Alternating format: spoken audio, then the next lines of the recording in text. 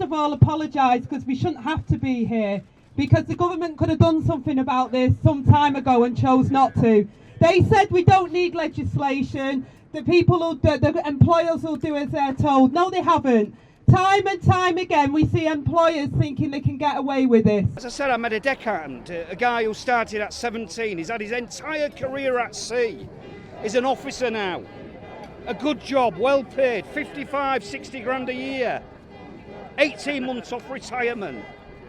And crying to me about how he felt so betrayed by the company who he'd put absolutely everything into. His entire working career. Man and boy into P&O Ferries and sacked on a pre-recorded Zoom call. I think you can tell I'm angry. I'm here in solidarity with the RMT members and the Nautis members, 800 of whom have been sacked by P&O. It's an absolute disgrace, and the company's behaviour has been appalling. It's like stepping back to the 19th century mill owners, where they treat their workers almost like serfs. It's just unacceptable. These are 800 workers who've loyally served the company. They've been sacked for one reason, so that the company can cut wages and bring in staff from abroad to undermine working conditions. We can't tolerate that.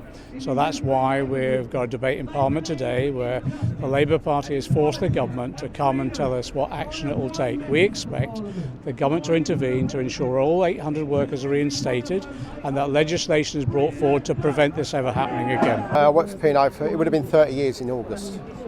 So really long time you started out. Yeah. What did you start out as? I started out as an apprentice chef or cook.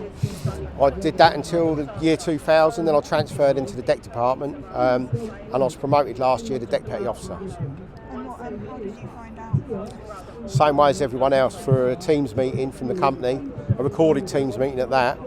I was in the RMT office in Dover, and we had people in there in tears, grown men in tears, because they don't know what they're going to do.